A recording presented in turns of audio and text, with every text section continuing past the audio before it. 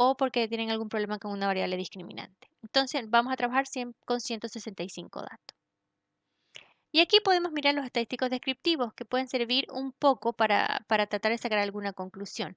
Pero ya que son 4 grupos es un poquito más complicado. Por ejemplo, uno podría decir que las personas que les gusta los géneros más románticos tienen más o menos 16 años, la gente que le gusta el humor son personas un poco más jóvenes, la gente que le gusta la violencia son personas más adultas y el sexo son personas también mucho más viejas. Pero mirarlo así uno por uno puede que a simple vista no nos dé una mayor diferencia, entonces por eso nos sirve más el análisis discriminante. ¿Qué más nos da aquí en nuestro análisis? Bajando un poquito, lo que tenemos es nuestras famosas matrices de covarianza por grupo. Recuerden que acá hay que mirar entonces la diagonal y fuera la diagonal y ojalá no sean valores de 3:1, mayores de 3:1.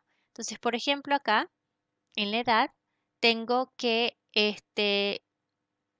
tengo por ejemplo que para el grupo amor la varianza es 1,4. Para el grupo humor, la varianza es 5,89, entonces puede que ahí tenga un poco más de problemas. En el caso de la violencia es 3,4, que está más cercano a 1,8, y en el caso del sexo tenemos 2,5. O sea, es muy probable de que aquí tengamos algún problema de violación de supuesto de las matrices varianza-covarianza, aunque al igual que el MANOVA, esto es robusto siempre y cuando los grupos sean similares. Luego tenemos, por ejemplo, la asistencia no al cine, 381 de varianza, tenemos 198 en el caso de humor, tenemos 155 en el caso de violencia, entonces también tenemos un poquito de diferencias, pero no alcanza a ser 3 veces.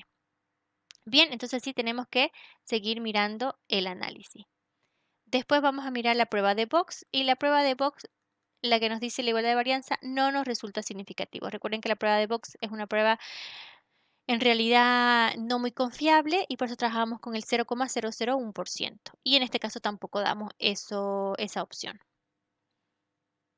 ¿Qué pasa entonces con los grupos? Bueno, antes que me olvidé de mirar un poco en el descriptivo. Veamos cómo están nuestros grupos. Nuestros grupos tienen 78 personas les gusta el género más de amor, 34 de humor, 8 de sexo, 45 de violencia y el total son 165. O sea, es una muestra bastante desbalanceada. Entonces, hay que tener cuidado con los resultados que podamos obtener acá, porque ya que estamos, por ejemplo, violando el supuesto de homogeneidad de varianza, y además los grupos son iguales, es posible que no sea muy confiable los resultados que tengamos con el análisis discriminante. Y eso es lo que nos enfrentamos a la realidad. A veces uno puede hacer un montón de cosas y simplemente para esa base o para ese problema la técnica no está funcionando. Bien, seguimos acá y miramos que como son 4 grupos, lo máximo que nos va a dar son 3 funciones discriminantes o funciones canónicas discriminantes. Y acá vemos que, por ejemplo, la función 1 es siempre la mejor, se lleva el 71,4% de la varianza que logramos explicar con las variables, o sea que logramos discriminar entre los grupos. La función 2 se lleva un 23,5 y la función 3 un restante. La correlación canónica, recuerden de que es una aproximación, la raíz al cuadrado, de la varianza que logro explicar, o sea, como del tamaño del efecto. Entonces, por ejemplo, en este caso, 0,569 al cuadrado nos da un 32% que logro explicar con la primera función, que logro explicar la discriminación, que no es un mal dato, la verdad. En cuanto al contraste de las funciones canónicas, aquí nos da la opción agrupada. Entonces, si tomamos en cuenta de la 1 a la 3, son significativo el grupo. Si tomamos de 2 a la 3, es significativo el grupo. Y si tomamos la función 3 solamente, no es significativa. Por lo tanto, nos va a servir entonces para la discriminación interpretar las funciones 1 y 2. Esto es muy parecido a lo que sacábamos por sintaxis con el MANOVA. ¿Recuerdan? Es similar. Entonces, Los coeficientes estandarizados de las funciones discriminantes nos sirven para mirar dentro de las funciones, dentro de las variables que nosotros hemos escogido para discriminar entre los grupos, cuáles tienen una mayor importancia. Esto es como los beta estandarizados que teníamos en los modelos de regresión. Entonces, recuerden, vamos a interpretar solamente la función 1 y la función 2, no la función 3. Entonces, la función 1, lo que vemos que el interés por el deporte, aquí nos interesa la magnitud, no el signo, necesariamente. Entonces, en la discriminación, la primera función, la que se lleva la mayor importancia en la discriminación, la que ayuda a discriminar más entre los grupos, viene siendo el interés por el deporte. No sabemos, por ejemplo, si las personas que les gusta el cine romántico, no les gusta el deporte, y a los que les gusta la acción, por ejemplo, o violencia, son personas que les gusta más el deporte. La cosa es que el interés por el deporte sí nos ayuda a discriminar entre los grupos en la primera función.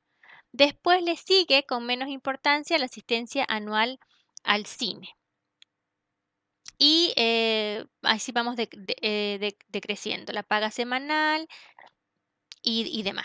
Dentro de la función 2, lo que nos da mayor importancia en la discriminación es la edad. O sea que aquí en este caso tampoco sabemos si son personas mayores o no, pero aparentemente la edad estaría discriminando entre los grupos. Después le sigue los libros leídos anualmente.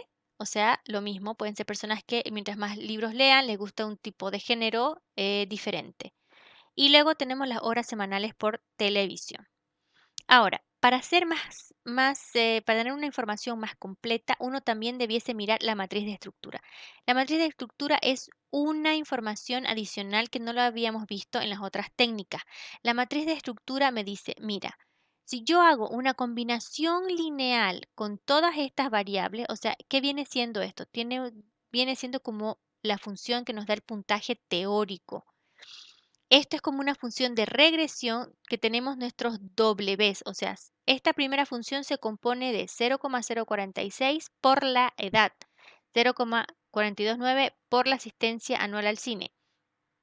Entonces, toda esta función, que la podemos llamar, por ejemplo, más relacionada con el deporte, y la matriz de estructura tiene que ver con la correlación que tiene cada variable con todo el grupo de la función. ¿Ya? Entonces, aquí dice correlaciones intragrupo, combinación entre las variables discriminantes y las funciones discriminantes canónicas. Bueno, no dice mucho acá, pero es básicamente la regresión, o sea, perdón, la correlación entre esta variable y todo el conjunto formado por la función. Entonces, si aquí en la función 1 el interés por el deporte era la que más pesaba, lo más probable es que en la correlación el interés por el deporte también sea lo más elevado. Fíjense que acá la única que tiene una mayor correlación